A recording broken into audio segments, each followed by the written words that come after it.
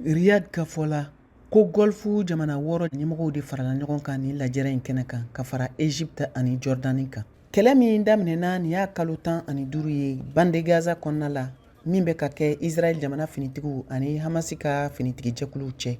Fitina min donna u ni Hamasi ka finitigikuluw ni ɲɔgɔn cɛ n'o daminɛna Israel jamana dugukolo kan kabiri Octobre kalo tile 7 san 2023 waati.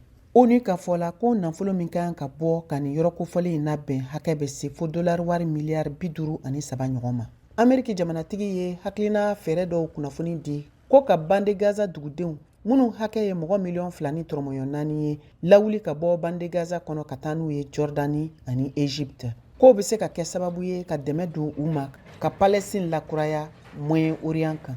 A ka ni kunnafoni laseliw kɛlen kɔfɛ hakilinaw caman yɛlɛna diɲɛ fan caman fɛ min kɔkɔrɔma donna Israel fɛ. Saudiyaw ka jamana fanga kɛrɛfɛmɔgɔ dɔ ye laseli kɛ AFP ka kunnafoni di so kan ko larabula jamana ɲɛmɔgɔw bɛ kumaɲɔgɔnya fɛɛrɛw la ka kɛ ni Trump ka ni laɲini ye ka taa Gaza ma. Jordani masakɛ Abdallah II tun ye laseliw kɛ kunɲɔgɔn tɛmɛlen kunnafoni sɛnsɛnnaw ɲɛkɔrɔ Washington ko Egypte bɛna jaabi kɛrɛnkɛrɛnnenw di Donald Trump ka ni laɲini ninnu kun kan.